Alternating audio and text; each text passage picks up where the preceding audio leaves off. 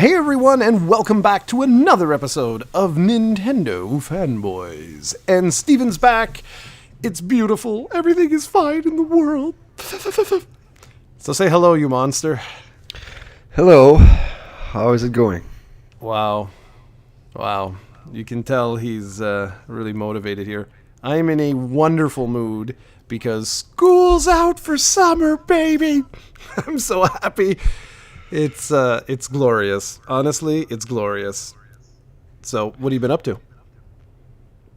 Nothing. It's just when you said that, I can't keep that Alice Cooper song out of my head now. You should sing it for me. No. You seem to know it by heart.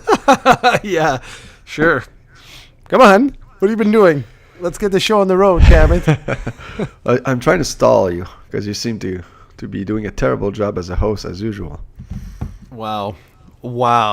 I'm asking him what he's up to, and it's like pulling teeth. This is going to be a good show, folks. It's going to be one for the history books. Yeah, and we're actually going to be recording like a bunch of these back to back, so it's going to be... You're going to see real quality here. Yeah, by the third show, we're probably just going to be calling it in. Yeah, exactly. It'll be like, have my dog bark at the microphone for a bit. Exactly. We'll call it a podcast. And I'll just be sitting here. Welcome back to another episode. It's going to be great. Well, anyways, all joking aside, I'm very happy because school's out for summer, and I've got essentially 4 months off, but I'm going away to Asia for a couple of weeks, which is going to be pretty wild, actually. It's going to be really interesting. And I'm going to the motherland. I am going to Japan for a couple of days, right at the end of, like, the last leg of the journey. So I'm going to do my very best to go to some of those retro gaming stores and stuff. The thing is, I don't have, like, tons of time, right? Because this is for school. So we'll have to see. I got the itinerary, and, I mean, it looks really interesting. A lot of the different things that I'm going to be able to go check out and stuff. It's busy, I won't lie. It is going to be quite busy. It's going to be 10 days of like, madness. But you only really have one assignment, and that assignment is not individual. You're working with your team, and we actually already did the vast majority of work already. So we just have to come up with some questions and stuff, and I'm going to work on that later today. But the idea is whatever you do now, you don't have to do while you're in Asia, so you get to, enjoy a little bit more. In terms of consoles and stuff, they're all going to be staying home. I'm not bringing anything with me like that, just because of the fact that I have way too much other stuff I need to bring, and the truth is I'm never going to have a chance to be playing anything. The only thing that I'm thinking of is for the airplane. Like, what am I going to do? Because it's a 20-hour flight, man. 20 hours in a plane. Ugh. That's going to be brutal, man. If only you had a specific system that could help you. Yeah, well... That 20-hour ride. No, but that's what I'm saying. Like, that could be the only thing, but I'm like, what I'm trying to figure out is, it would be great, right? Like the 3DS or the Switch would be phenomenal for that. The 3DS would be much easier to take around afterwards. It's less big, right? But I just don't want to bring all this stuff and go from one place to another place. So, like, the 3DS seems to be the best thing I could do. Because with both system, all you need is the system and the power cord. That's right. It's not that big. You don't need to bring the dock and anything else. No. Of course not. No. It's just like I say. Because most airplanes have a power outlet in front of you. They have to. They have to for like a massive flight like this. They better, because 20 hours, absolutely none of my stuff will last. Mm-hmm. So anyways, I don't know. I'm putting together stuff. I got to go shopping sometime this week too. I'm going to pick up a couple of things like clothes and stuff. But it's the last little crunch, man. And then 3 months off for summer. I start back Friday, August 30th, but I only have, I think it's only like 2 classes, or well, at least for right now, there's only 2 classes on that day. But as of right now, I'm officially a year 2 MBA student. That's pretty crazy, man. So 1 more year. By this time next year, I will have graduated. Amazing. Yeah, it's crazy, man. Are you a big sleeper on airplanes? Not really. Yeah, I can't sleep on those. So Yeah, there's too bring much your noise. Switch. It's easy. Yeah, well, this is the thing, right? Like, I haven't played anything, so So like it could be pretty good opportunity to. you can actually play the Messenger. Yeah, It's a I can play 20-hour whatever. game. It would be Perfect. Perfect. Well, there you go. And so, what have you been playing, man? I've been playing some stuff. Trying to remember what I was playing before because I played Cuphead. Of course, Cuphead came out last week. I played the first two worlds, so I think that I defeated 10 bosses and 4 run and gun stages. There's the third world next, and then I believe the fourth world has 2 bosses, like the 2 final bosses. And really amazing game. It just right now the third, like, this is the game, I think, like, it has a misconception of being very, very, very hard, and it's true. But like, if you have patience and you can deal with your emotions easily, I don't think this is that hard, because I was able to finish the first 2 worlds rather easily. Like, some bosses took me like an hour to defeat, and there are only like 5-minute bosses, but it's not tedious, because you die and then you start right over. It doesn't take that long, and you can figure out the patterns and whatnot, and eventually you'll get it. But by the third world, the bosses are really, really harder. And I always had struggle dealing with, like, losing again and again and again and again and again, and knowing that eventually I could get really close to the boss and fail, and then start again and not even get that close again. So it just, if I could, like, persevere and not be that way. But I always had trouble, which is probably why, even after playing games all my life, I'm not really that good at video games because of that. I just don't have the patience or the attitude to just persevere, which is probably one of the reasons why I've always had trouble with like RPGs and traditional RPGs, because I've never liked it back in the day when you would, like, play for about 30 minutes and get defeated at a boss, and then had to do all that again to just potentially lose again and start over. I don't like repeating stuff. So what I'm gonna do is probably take a break from Cuphead and eventually get back to it. I would love to play it with a friend and just have taking turns. Not really the co-op. I haven't tried the co-op. It seems like, I don't know if how they balance again. They probably did, because they did a great job with this. But I'm not sure if the game is made for co-op, so I'm not sure about it. But I would love to play it with a friend, just switching remotes and stuff like that. Sounds like a really fun game. While I was playing that, I also polished off Donkey Kong Country Tropical Freeze, which I had not played. I think it came out in May or whatever of last year. I had not played since then, but I had made it all the way to World 4 back then, so I wanted to finish off. There were only 6 worlds, so I played that. Was really fun. I played with, like, basically easy mode. I played with Cranky, not Cranky Kong. Cranky Kong was introduced in the Wii U. Funky Kong was introduced in this one, so I played with him, and really makes the game easy. It's really hard to lose with him, although there are some levels. I will say that without him, I don't see myself beating this game, because, oh my god, this game is way harder than Donkey Kong Country Returns, because the levels are much longer and there are way more ways to die. So I'm glad they added Funky Kong. Yeah, is it Funky? Yeah, Funky Kong. Yeah, it's the guy with the surfboard, no? Yeah. Yeah, it's Funky Kong. Yeah, so I was able to polish that off, and I believe there was one Switch game I was playing before Cuphead, and I completely forgot what it is, but I guess it doesn't really matter.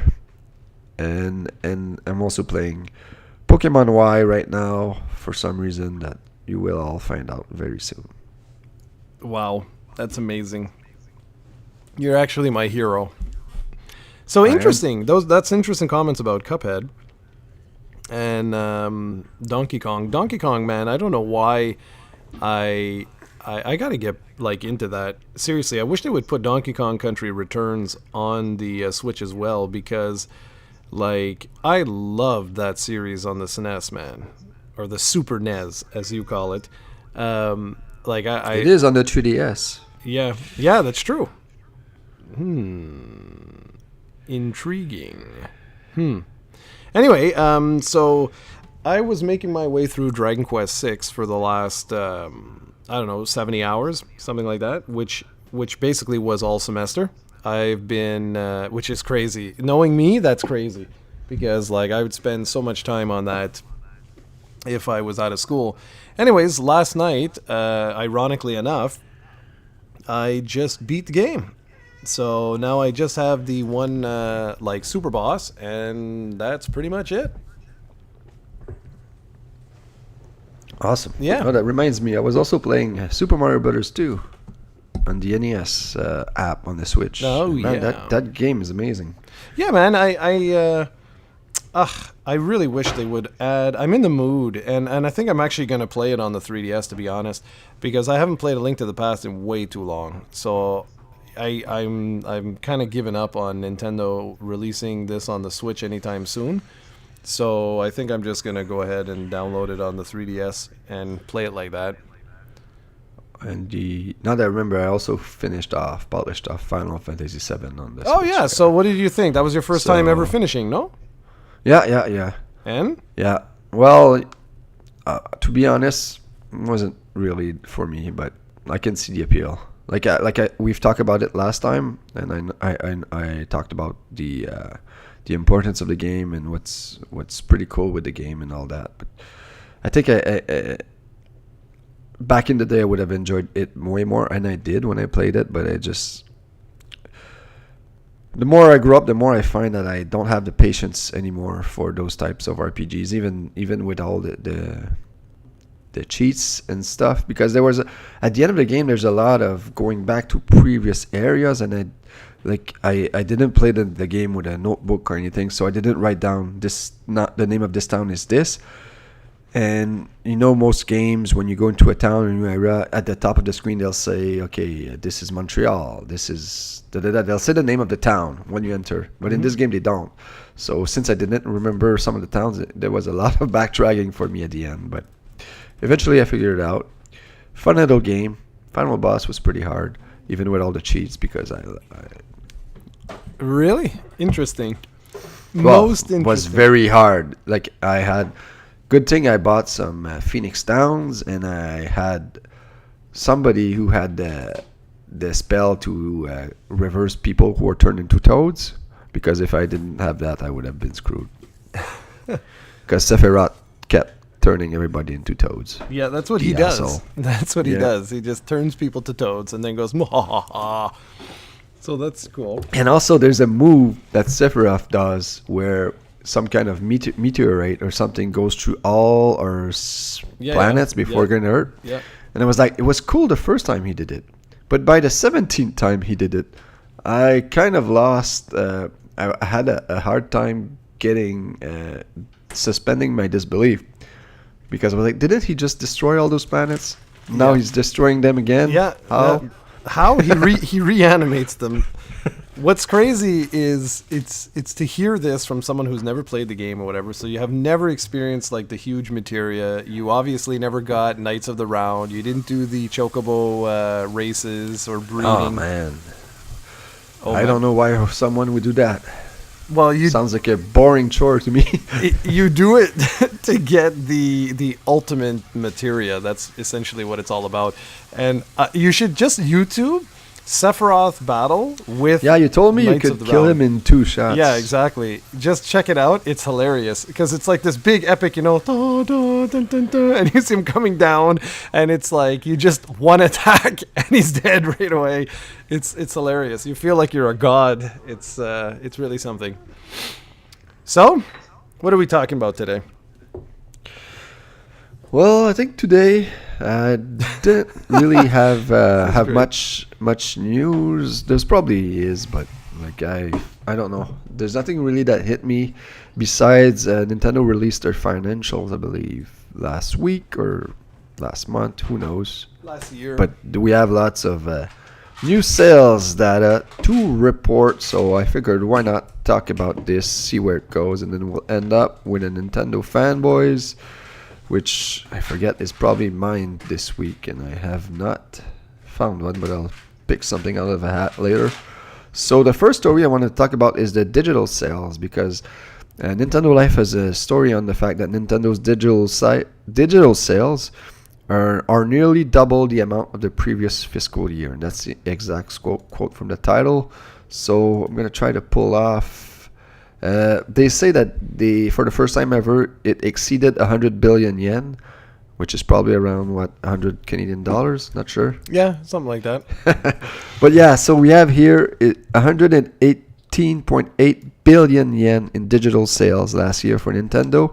And in 2017, well, this is ending March 2019. So what ended March 2018, it's 60 billion yen. So yeah, it's nearly double, which is a trend you're seeing from Microsoft, from Sony, from everywhere. And it's just, people really love the convenience of being able to buy everything and anything right from your home and having them on your system 100% of the time, not having to switch out disk or carts or whatever you want it. It's 1.2 billion, dude. That's what it's worth Canadian. 1.2 billion. That's a lot of money. I'd love to have that in my bank account. You do. Yeah, I know you do, but I don't. So it will be like, I know a friend of mine recently we had a hockey tournament this weekend, and I went at his place, and he had downloaded a game that looks awesome called The Hunter, Call of the Wild, which is basically a realistic huge open world hunting simulator. And I checked if it was on the Switch, and it isn't, so I might even download it on the PS4. But I did a calculator with my speed, and it would take me, I think, 33 hours to download the damn game. So I'm kind of discouraged by that. But he just downloaded it, and it's on his system, and he's basically playing all the time. So it's like, it's a huge trend that is not going away, and it's only every year, like almost doubling. And by next year, I wouldn't be surprised if Nintendo sold 2 billion for sure, sales digital. Because everybody, even the new kids today, they don't care about having physical copies and whatnot. They just want to play the games because they're used to playing games on their phones, and there never have been a phone with digital, with physical games. Maybe the Nokia Engage, baby. Yeah. But besides that, so they don't care about that. So, and like I said, it's very, very convenient to be able to play a game at midnight. Yeah, I don't think anyone on Earth will argue with that. Like, it's impossible. Because there's a reason why these trends are doubling every year everywhere. So no, but I mean, just look at everything, right? Music is digital only. Movies and stuff, the consumption now is switched to digital. Gaming is the next medium. You know, pictures is all digital. Like it is what it is. It's where we're going. Whether or not people like it is irrelevant. Like, it is where we're going. And I'm looking at it. Yeah. I think it's pretty clear by the numbers that people like it. It's just it's just basically hardcore the niche. Hardcore gamers and the collectors. Yeah, exactly. That are afraid of the grander scheme of things or whatever this do in the future. But I think it will take a very, very, very long time before physical media is completely out. Yeah. Because, like you mentioned, the music industry, you can still buy vinyls today. Like, there's still a niche market, and I think with video games, it probably will be a niche market with companies like Limited Run and whatnot that will, like, even in 10, 15 years, will probably still have maybe just a major game, have a physical copy here and there for, hopefully, towns like me back in 10, 15 years will actually have internet that works, but maybe we won't still for some reason, even though it's now Canadian law, apparently. But I think it won't necessarily go the way of the dodo, but I think we'll see less and less and less, because even major games right now, major games, some games are only digital from the get-go, so we'll see. Yeah, no, I just meant that, this, it's not even a trend anymore. Like, I wouldn't even use that word anymore. It's like, this is normal. And I know there's people that worry about preservation and stuff like that, and I understand. I mean, I do. It's one of these sorts of things where, I get it. But then you go and you do what I did this week, right? So like I'm playing Dragon Quest 6, and I'm like, man, like if this was digital, right? I'd be able to play all the Dragon Quests theoretically, like they would be able to be transferable to another platform later on that potentially never could ever play those games, like the Wii U, right? Having access to DS games on the Wii U as an example. That never would be possible if it was only physical. Like you'd have to have adapters and weird crap and like all kinds of weird stuff. And that's to me where I look at it, like the potential for digital isn't being maximized yet. Like it really isn't. It's not there yet in terms of where I want it. Like I mean, what Nintendo's doing with their service there on Switch, with the Nintendo games. Like, that's just scratching the surface, man. Like, there's so much potential for Nintendo to release, like, the Nintendo app on everything. On cell phones, Xbox, PlayStation, your television, all PCs. And it has, like, a wealth of like, old Nintendo games. Like, why not do that? Like, their sales, like, you said they were, like, 1.2 billion or whatever. They'd probably be, like, 10 billion. Like it would just explode if people had access to all those things. And if they still want to stay in the hardware game and they want to focus on their own hardware, well then that's fine. You can have your modern day games be 100% exclusive to your hardware. There you go. So anyways, whatever. I'm just saying that I think it's no longer. I think it's ridiculous if we say that digital is a trend or anything like that. It's normal now. Like, yeah, but I think what I mean is, I think in 2 or 3 years, I think it's not ridiculous to say digital sales will have surpassed physical sales. I think it might even come sooner than that. But soon, like digital sales will actually outsell physical media. So that's what I mean by the trend. Yeah, and it's going to happen. There's no question about that. It's going to happen. Like you said, all the next gen systems. Well, I can't say all, but I know that we already do know that PlayStation 5 will have physical media, and I think it's here to stay-ish for at least for a bit, like you said. I think it's just because if you don't have access to like really fast internet or anything like that, it can be a little bit of a pain in the rear end to look at me, because the game I called The Hunter, it's only 33 gig. But there are games like Red Dead who are over 100 gig. Yeah, that's like 5 days of downloading. Yeah, exactly. And by the way, when I do that, my girlfriend, my kids cannot watch Netflix. If they try to do that, it won't work. Yeah. So it's not just the fact that it takes me 5 days; it's the fact that while I'm doing that, you can't do anything else. We can't do anything else that requires internet. So it's really a pain. So. Yeah, no, man, and I hear you for sure. I hear you. I just hope it's like they fix your net, but I also hope that the devices don't cheap out. Like I say, the Switch I think has the worst Wi-Fi I have ever seen in any video game product. It's not even funny, and I don't know if it's just yours and mine, because some people have said theirs works fine, but when I'm on the couch in my living room, I have trouble connecting my Switch to my router. I need to go in the kitchen where the router is and connect it, and then come back. And with my 3DS, I can be outside. I can be anywhere, and it will connect instantly without a hitch. Yep. And it's a very old hardware. Why is that? Maybe I have an old router, which I do. But Steven, anything to do with that? No way, man. Look at me. Like, it makes no sense. I'm living in like the hub of the internet, and my 3DS can download games faster than my Switch.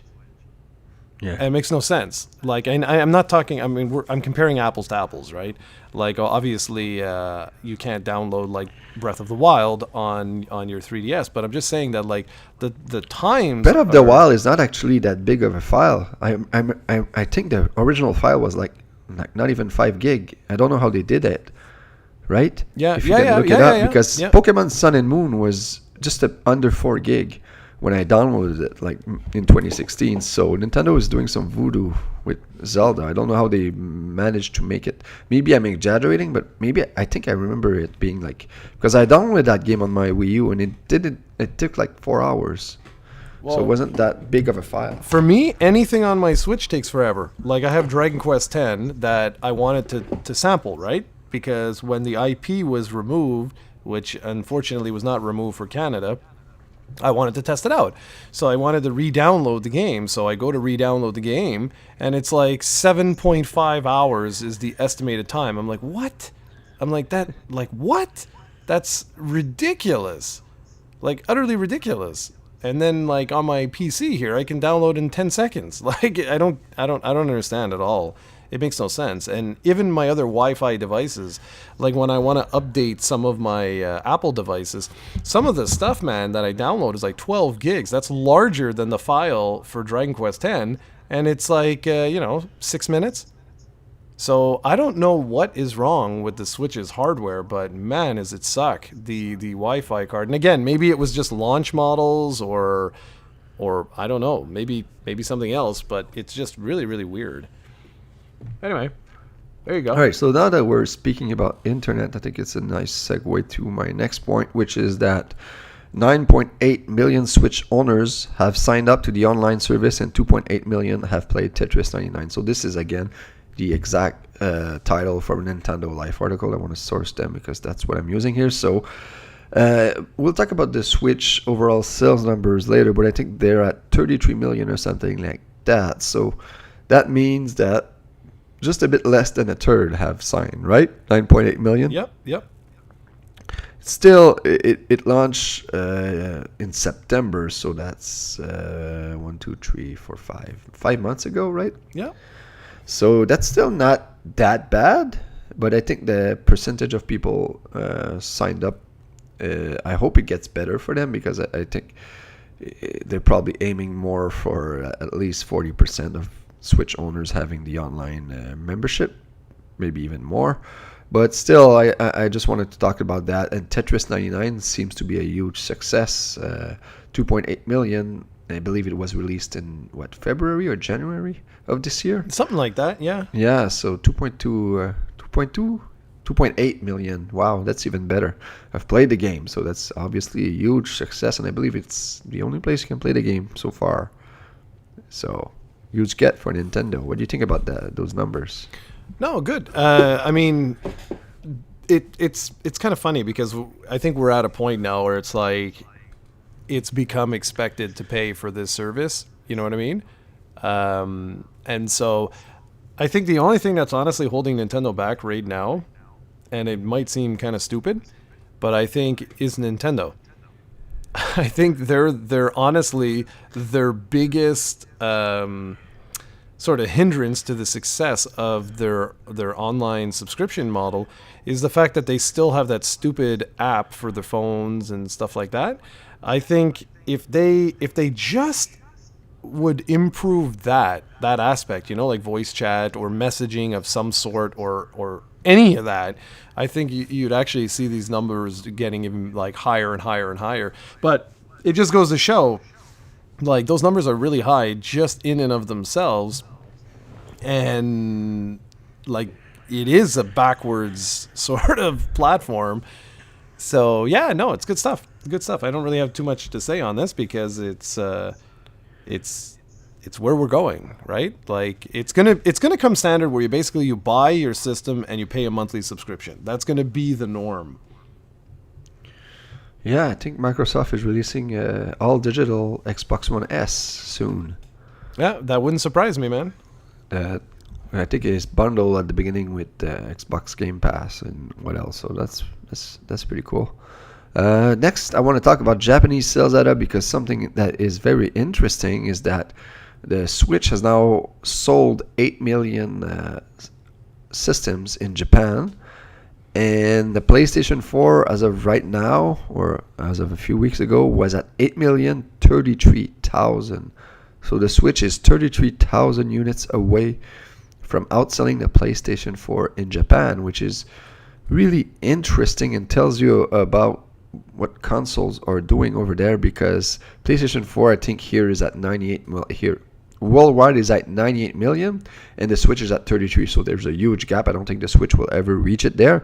But in Japan, it's already maybe as we're speaking already have overtaken the PlayStation 4, which is really surprising since the PlayStation 4 was released in 2013. So obviously you have the 4 year head start. So I thought that was really interesting and something not many people are talking about.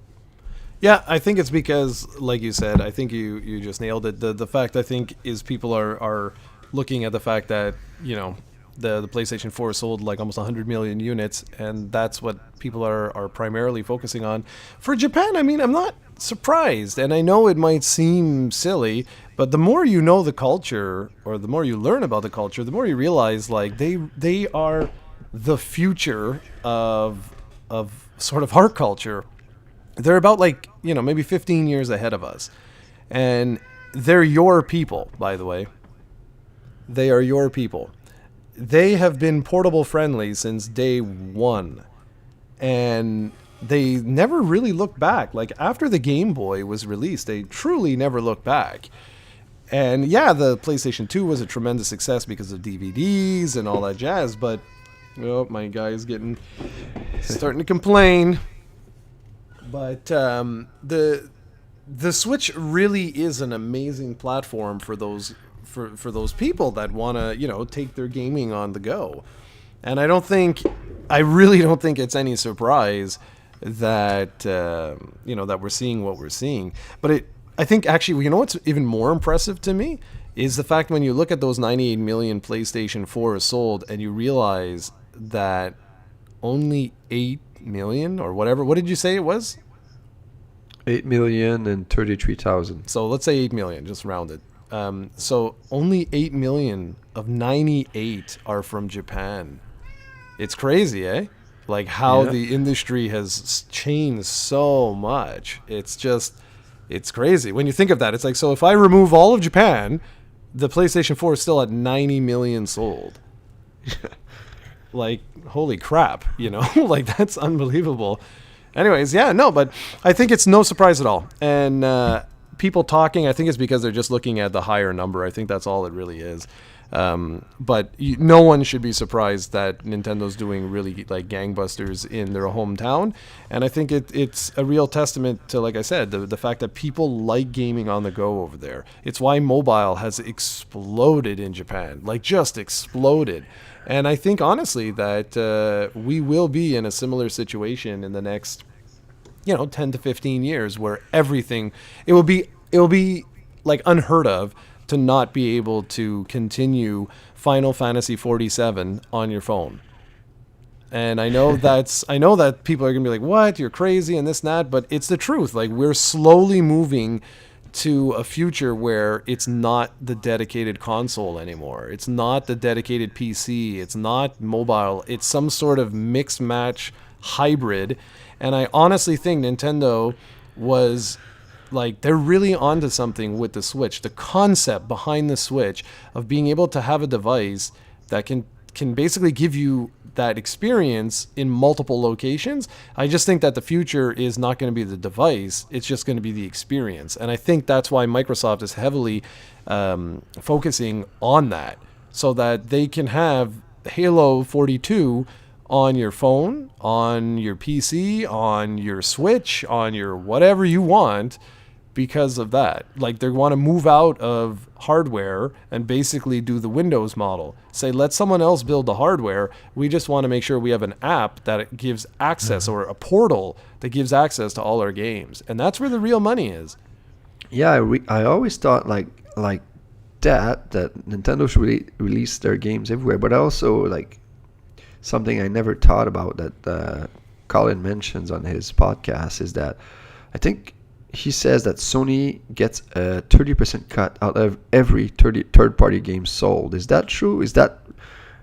I'm sure they are, like, maybe they have deals with EA or something. If you release your big game here first, or if you give us exclusive DLC, we'll only take a 15% cut or something like that. Like, because if that's true, I can see the importance of releasing your own hardware too if you're going to get a huge cut like that. Yeah, what he's talking about is licensing fees, and yes, the licensing fee is absolutely right, but again, that's very short sighted. That's very short sighted to think like that, because in technology, there's something called a disruptive tech. Okay, so I'll give you just a really quick example, and then we can move on. But when Apple introduced the iPhone, right, 96% of the revenues, okay, were coming from your Sony, Ericsson, Motorola, Nokia, okay? About 6 months to say 3 years, somewhere like in that ballpark, Apple controlled 98% of the revenues from the mobile devices, okay, from cell phones. Now, what does that have to do with anything? It's if you're short-sighted, if you're too focused on you, okay, and if like Sony and other companies are looking at that license fee, if they're just looking at that license fee, they're going to get destroyed, because another competitor is going to come in and is going to offer something unique, like what we're talking about, like some sort of portal that gives access to all their games on every platform, and people are paying monthly subscriptions, like, you know, hundreds of millions of people are paying like this subscription. It won't matter anymore. Like, your old licensing model will be completely disrupted, and that new person will be king, and I'm putting that in quotations, because just in terms of revenue. And so that's why it's always dangerous to stick with what, you know, stick by your laurels. It's dangerous. It's really dangerous. I get what Colin's saying in that context, but that model is not going to last forever. Someone will come out and disrupt that model, and if you don't do it first, you're going to be left behind. Cool. So next I want to move, because Nintendo released the top 10 selling games of every console. So I'm going to start with the Wii DS and Wii U 3DS, and then we'll finish with the Switch. I want to keep the Switch last, and these, I always like talking about this.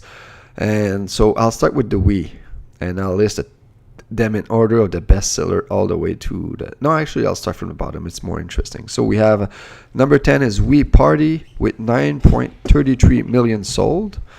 Then we have Super Mario Galaxy with 12.79 million copies sold, and we have Super Smash Bros. Brawl with 13.30 million copies sold. Then we have Wii Fit Plus with 21.13 million, Wii Fit 22.67 million, Wii Play 28.02, New Super Mario Bros. Wii 30.26. Then we have Wii Sports Resort at 33.10 million. Number 2 is Mario Kart Wii at 37.20 million, and best-selling Wii game of all time is Wii Sports at 82.87 million copies, which I believe makes it the best-selling Nintendo game of all time. That's it? And but it does obviously. Yeah, it's because I had the phone call I had to refuse, and it's the guy again. I might have to call him. Oh, that's okay. In a second, I might have to let you talk for a bit. I'll do it. Yeah, no problem. Go ahead. Just let me know when you're going to do it. Okay, so I'm going to call him right away if you want to talk about those numbers really quickly, and I'll be back. Okay. So I would like to put things in perspective here, okay? I just think it's crazy, okay? It's totally crazy. So we got the best-selling Nintendo game, right, at 82.87 million copies. That's insane. And that was also packed in, you have to remember that, with like all the launch, like, not even launch, but like for the first model of Wii came with Wii Sports, and then they separated it out after and everything like that. But you want to hear something insane? You really want to hear something nuts, just to put things in perspective? Grand Theft Auto 5 has sold over 90 million copies. Think of that. That's nuts. Like, I find that nuts. Absolutely nuts. Because Grand Theft Auto has been on the market for like 82 million years, and I sort of feel like it's been around since longer than Wii Sports, but no, it hasn't. But it's still crazy. Like, I find it still absolutely nuts, because GTA 5, like, everybody knows GTA 5, and it really shows just how well Wii Sports sold. That's the point I'm trying to make here, is it really sold well. But if you look down that list, something else becomes quite apparent. I mean, it really does. the main games, like big non like white collar games, didn't sell that well. They really didn't. It was really stuff that was catered towards, look at Wii Sports, right? 83 million, you could say. Wii Sports Resort, 33 million. Wii Play, 28 million. Wii Fit, 22 million. Wii Fit Plus, 21 million. Now, traditional gaming, you've got Mario Kart, right? And I think, honestly, it's like everyone who bought, like the white collar stuff, that was the one and only game they bought. And then they may have bought New Super Mario Bros. 2. But there is a distinct, there is a seismic shift between Mario Kart Wii, New Super Mario Bros. 2, and then the next traditional game. The next traditional game is Super Smash Bros. Brawl at 13.3 million. That is less than 60% of what New Super Mario Bros. Wii sold. So it really puts things in perspective. Like, there was not a lot of traditional games that Nintendo made that really wrecked face, as I would say. Super Smash Bros. Brawl did 13.3 million, and Super Mario Galaxy did you can round up to 12.8 million. But the rest of this list is pretty much dominated by, the Wii brand stuff. And I think it's just that a lot of people, for nostalgia reasons, bought New Super Mario Bros. Wii, and same with Mario Kart. They wanted something a little bit fun to play, something simplistic, and there you go. But those numbers, I think, for Brawl and Galaxy are much more in line with what you would expect to see from those types of games. And you'll see as we go on. I'm not sure, Steven, are you back? Yep. Okay. Because I think as we move on, I think you're going to not start to see, but I think you're going to see the 13.3 and the 12.8 is going to be much more realistic for what you're going to see as we keep going here. That's my take anyway, and it could be totally wrong or whatever, but my perspective is that it really shows, when you look at the numbers, it really shows that Wii was dominated, absolutely dominated by that more casual market. Okay, so after that, I'm going to go to the Nintendo DS sales. Okay. So I'm going to start from the bottom again. Super Mario 64 DS at number 10 with 11.6 million copies sold. And we have Animal Crossing Wild World at 11.75 million. Then we have Pokemon Heart Gold and Soul Silver at 12.72. We have more Brain Training, How Old Is Your Brain at 14.88 million. Then we have Pokemon Black and White at 15.64 million. Then we have Pokemon Diamond and Pearl at 17.67 million.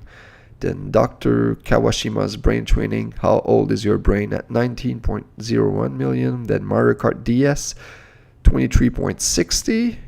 Number 2 is Nintendogs at 23.96. And the best-selling Nintendo DS game was New Super Mario Bros. At 30.80 million copies sold. So interesting that Black and White 2 was the only Pokemon game not to make it in here.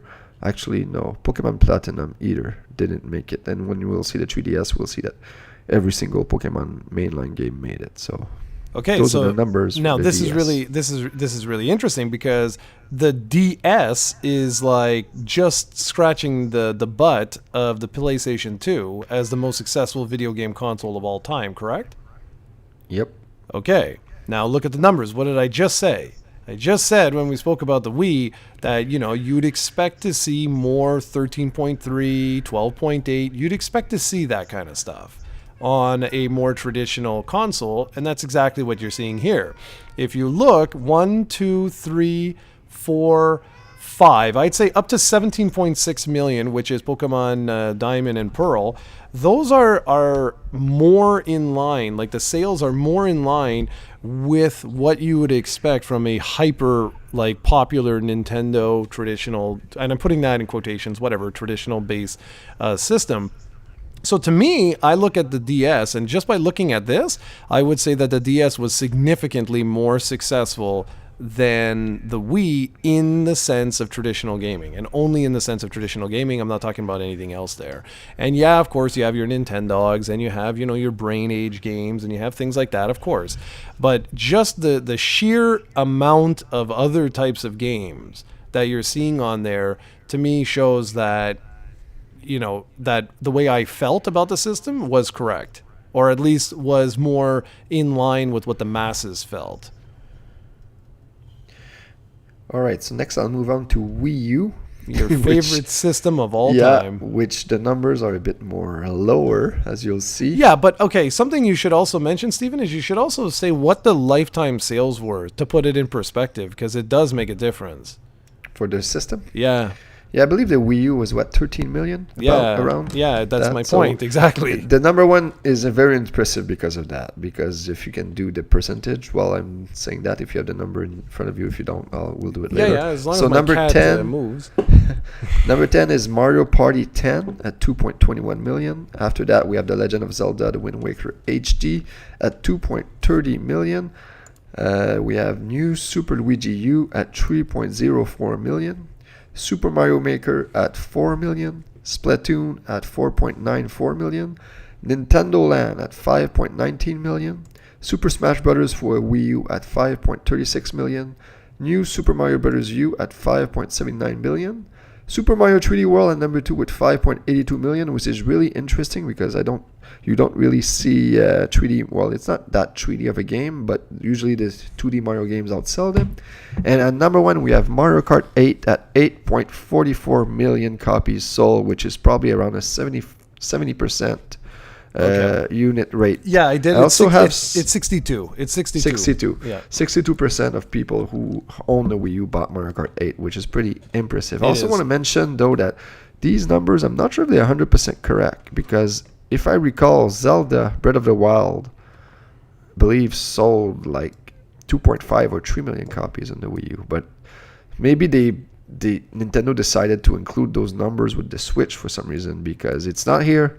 So maybe it's legit. It didn't sell more than Mario Party 10 at 2.21 million, but I could have swore that it did. But either Nintendo let me see. decided to bundle both numbers. Well, you might not be able to find out because Nintendo might have been tricky like that, or did it really sell as much as I thought it did on the Wii It did U? not sell as much as you thought. There you go. Do you have the number Yes, I do. 1.5 million. on the Wii U? Yeah. Okay, so there you go. So I guess I was wrong. Which Okay. is, you should be used to that by now. Yeah, no, I am. So, That's great. So, okay. This to me is much more respectable. And again, I have to choose my words carefully here. I don't want people to be like, huh? But like seeing 8.4 million, like you said, for Mario Kart 8, that's incredible. Like that's unbelievable. When you think of just how few systems were sold. I'm looking down this list, and these are some good games, man. yeah. And I also want to sad. mention that so far all 3 systems we've done, and I think it will be the same for the 3DS, all first-party Nintendo games. Not a single third-party game has made the top 10 list of Okay, those. but wait a second though. We have to be careful here, because this is not exactly accurate. You know why? Nope. Because this only is showing first-party titles. Okay, it doesn't. Yeah, talk about because it. dude, Monster Hunter. That's true. You're like, there's no way Monster Hunter would be would be part of this for sure.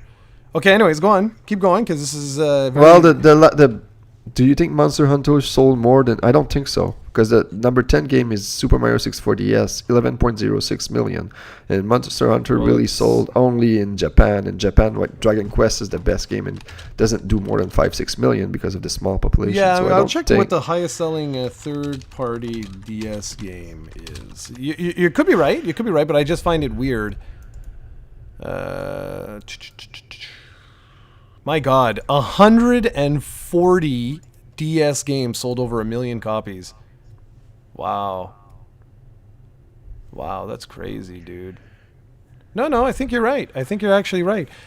Because so here we go. 10 is Super Mario 64 DS, right, with 11 million. Mario Party DS is number 11 with 9.3 million.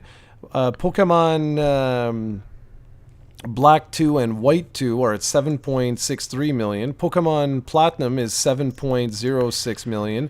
Dragon Quest 9 is at 5.3 million. So there you go. So that will be the third party game. Yeah, that's the first third party game. So yeah. You're right. Okay. Wow. I'm not used to that. That's pretty huge, though. 9 million.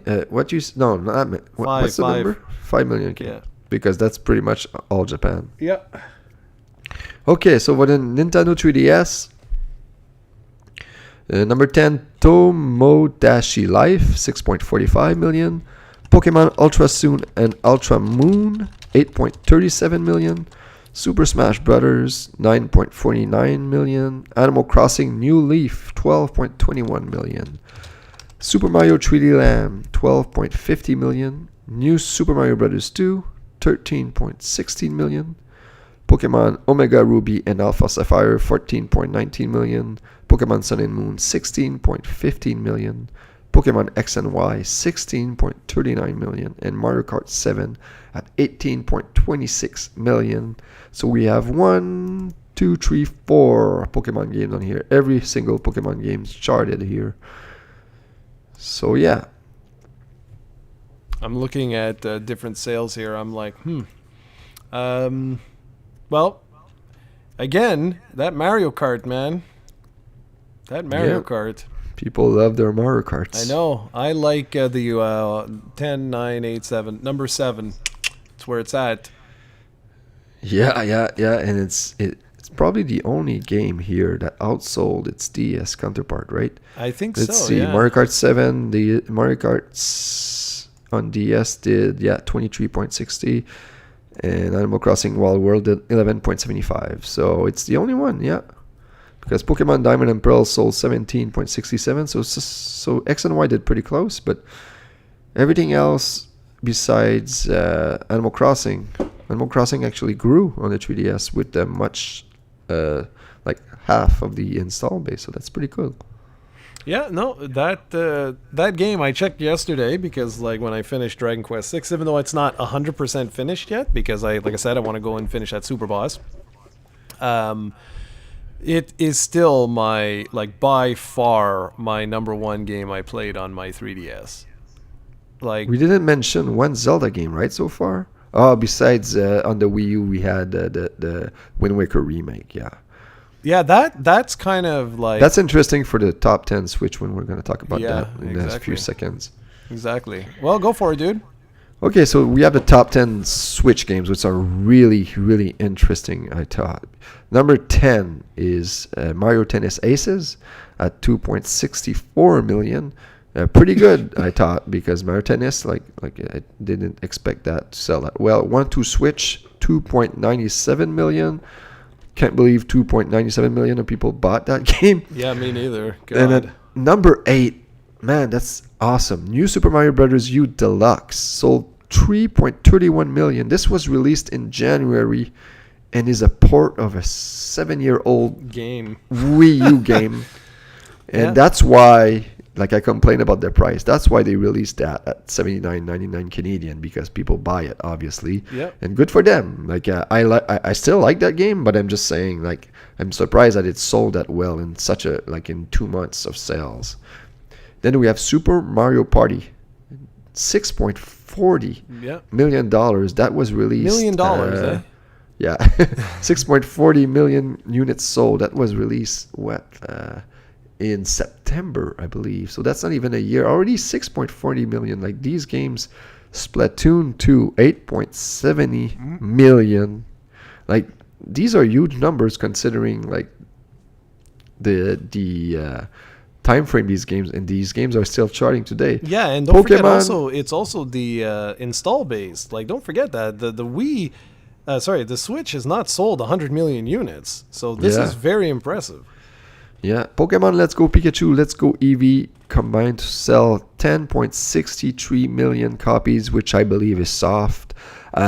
This is interesting because it's the first time Pokemon games have had the the $80 Canadian price range, or whatever, $60 US. Usually they're $30 US or $40, $50 Canadian, because they're on handhelds. So I'm not sure if it's because of the larger price, or if it's because people are interested in the Let's Go franchise series, but not as much as the main series. So it will be interesting when Sword and Shield come out to see if they can get back to, because X and Y sold 16 million copies, so did Sun and Moon. Diamond and Pearl sold 17. So, and if you go back to Red, Blue, Yellow, these, I believe they're close to 50 million. So there's these are not necessarily bad. They're still very good because these games were released in November, and so it's not that a little while ago, but still not as much as you'd expect from regular Pokemon games. So we'll see how much Sword and Shield did. Number 4, The Legend of Zelda Breath of the Wild, 12.77 million copies, which must make it the best-selling Zelda game of all time, right? Yep. Absolutely. And yes, especially if you add the 1.5 million copies sold on the Wii U, that's pretty good. And it like we said, we talked about the top 10s on every system. No Zelda games were on there besides one on the Wii U. So this Zelda games are very good. They don't usually sell this well. Breath of the Wild did, and it's still selling. So that's pretty good. And for me, the next one is the most impressive one of all, because this game came out in December, 4 months ago, and it has already sold 13.81 million copies, and that's Super Smash Bros. Ultimate, which must make it one of the top 5 fastest selling games of all time. I have to imagine in that amount of time already. At that point, it will probably surpass Mario Kart 8 Deluxe by the end of the year, which, spoiler alert, is number 1. But number 2, Super Mario Odyssey, 14.44 million copies. Again, pretty impressive. And at number 1, Mario Kart 8 Deluxe, a port of a really old Wii U game that was never sold at a discount, still selling 16.69 million copies sold. So there you go. Yeah, pretty ridiculous numbers, if you ask me. They are. They're nuts. Just like you. They're nuts. I am so happy. Of this list, there's one game that makes me very happy. Do you know what that is? Actually? I would guess it's Zelda. Yeah, you'd think that, but it's actually not. It's Super Mario Odyssey. And the reason why is because they did take a chance with that. And I know you could say they took a chance with Breath of the Wild, but Breath of the Wild, I'm less happy. With Zelda, it's hard to explain. It's just with Mario Odyssey, it was I really enjoyed Mario Odyssey, really, really enjoyed Mario Odyssey, and I'm hoping that we get a sequel to it. With Breath of the Wild, I know that we're going to. I know that we're going to see, I know we're going to have another Zelda, and I know all that. But with Mario, it's always weird, I find it weird because they keep trying different things with Mario and whatever, and I really like where they took this one. So it makes me very happy to see that. With Smash Brothers, I'm going to be fascinated to follow this, to see where does it go from here, because look at how fast that game bloody sold, like you said. And I'd like to compare it to Mario Kart 8 Deluxe and C. And there's one other game that I'm really curious if it's able to crack the 2.64 million. I'm really curious, because the thing is with these Nintendo games is they continue to sell, right? They just continue to go higher and higher and higher. There's only a couple of games that are actually not on this list anymore that were on this list, which includes Xenoblade Saga. Not Xenoblade. What the hell was it called? Was that Xenoblade it? Chronicles. Chronicles. That's it. Yeah. That was on here. Fire Emblem at a point was on here, but they're all at the 1 million sort of thing. But there's one third-party game that's releasing later this summer that I'm very curious if it's going to be able to get to around 3 million, because it's on Switch. Only because it's on Switch. And that's Dragon Quest. I'm really curious to see if Dragon Quest 11 is able to sell around 3 million. I think it won't be able to crack the top 10 only because your 2.64, it's highly doubtful that it's just going to stay at 2.64. You know what I mean?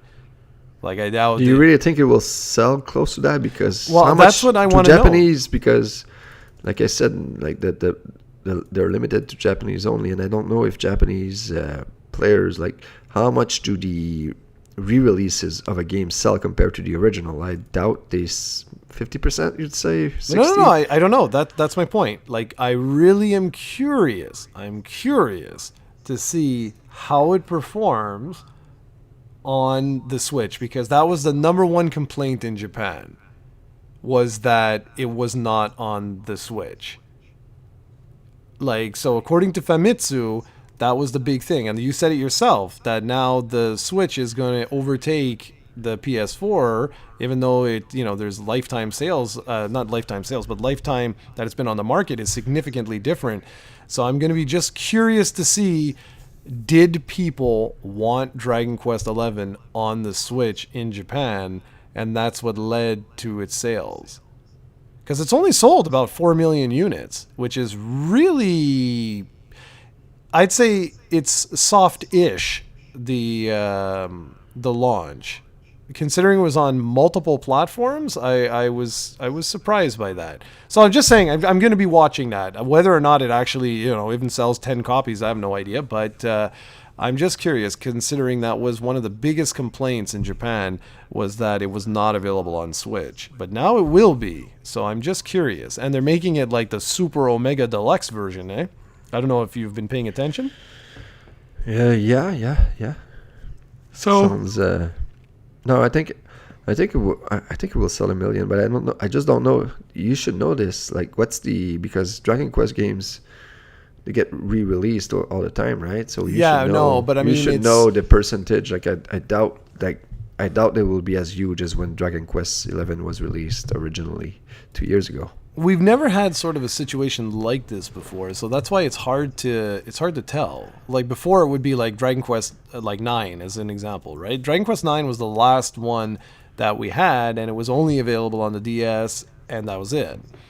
But with this one, it was kind of weird, because like the 3DS version sold just about as well as the PS4. Like, they were neck and neck, the two different versions. I don't know. I don't know. We'll see. But overall, in terms of sales, I mean, this is crazy. It's crazy. It's absolutely nuts. And I think with Zelda being at 12.77, I think that's a really big deal. That's a really, really big deal. And I think that if they play their cards right, they could have Zelda be like, one of their premier franchises. And if you look back through what Steven just talked about, you'll see that that was not the case. So, they could have been successful in making Zelda like something like larger than it ever was before. And that's awesome. Like, that's absolutely awesome. Now I'd love them to be able to do the same sort of thing with Metroid and some of their other series, but we shall see. Shall see indeed. So I'll end up with the Blast from the Past, which I have no idea if we've done it before. I'll tell you, I have my list right here. Do you remember what I did last week, by the way? The last time it was supposed to be that Ninja Turtles games, but I think I listened to the podcast and you ended up, I switched the subject and you never went back to it, which is hilarious. But it was Turtles 4, right? Yeah, but I don't even think you mentioned it on the show. Okay, perfect. Great. Whatever. And what episode are we even at now? Check your phone quickly. You'll see it. Well, because I need to keep track of this. Otherwise, we're gonna make the same mistakes we made before. So if you would stop rudely interrupting me, my Blast from the Past will be Super Mario Advance today, and it might be on the list. If it is, it'll be Super Mario Bros. 2, because that's what I wanted to talk about. Since I mentioned Super Mario Bros. 2, I played it on the Switch recently, and really love that game. And I think it must be either Mario Advance or Mario Bros. 2 is on the list somewhere. So pick your poison. Let me know. And maybe Mario Advance is not on there. No, Super Mario Advance is not on here. Neither is Super Mario 2. Okay. You suck. So I'll go with Mario Advance there. There Okay, you go. so Mario Advance, a really good port of Mario Brothers 2, I think it's launched with the episode- Game Boy Advance. Amazing game. Get it. Wow, we really have to stop with these blasts from the past because you can see we don't even really talk about the game anymore or nothing. It's like, it's so No, it's lame. It's because like you just say the title, go get it. It's awesome. Yeah, no, I can talk about it. It's just because you're typing and stuff, you're distracting me. But no, I really, really love that. When my Game Boy Advance picked it up on launch day, I picked that up, and F-Zero, Maximum Velocity, and I really had a fun time with Mario Advance. It came packaged with like that Super Mario Brothers, or just Mario Brothers game rather, that you could play multiplayer. It was really fun, and then that game was packaged with every other Mario Advance games after that. And I think they added like 5 or 3 Yoshi coins or 5 Yoshi coins per level to collect. It was really, really well done. Really enjoyed that.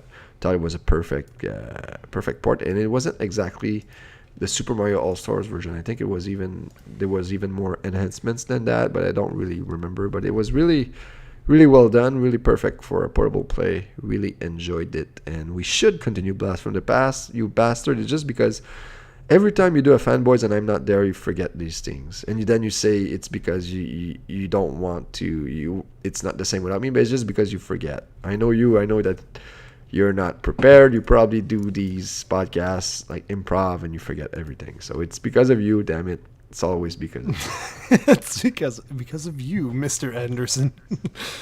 All right, perfect. That was beautiful. In So fact, write it down. I might cry. I already did, and this is episode 54. So 54, and I just want to mention that for those who keep track, episode 53 is Blast from the Past. What Turtles 4? Yeah. Is it Turtles in Time? Yes, it is. And I Yeah, did talk there we about go. it because I remember talking about the Mode 7 thing. So you have to re-listen to the podcast. Damn You you. should. I'm not sure because you were talking about something, and then I changed the subject because you're reminding me of something. Because I listened to the whole show, and I don't think we ever came back. Well, Because that's possible. You were talking about Double Dragon, and then because you wanted to make your way to Turbos in Time for some reason with Double Dragon, and then you made me talk about something, and I don't think you went back to it. But I could be wrong. Let me know if anybody out there is a hardcore listener of the show and remembers stuff like this. And with that, we shall say adieu. We shall see you all later. We're off to record episode number 2. All right. Have a great one, everyone. We'll catch you in 2 weeks. Take care.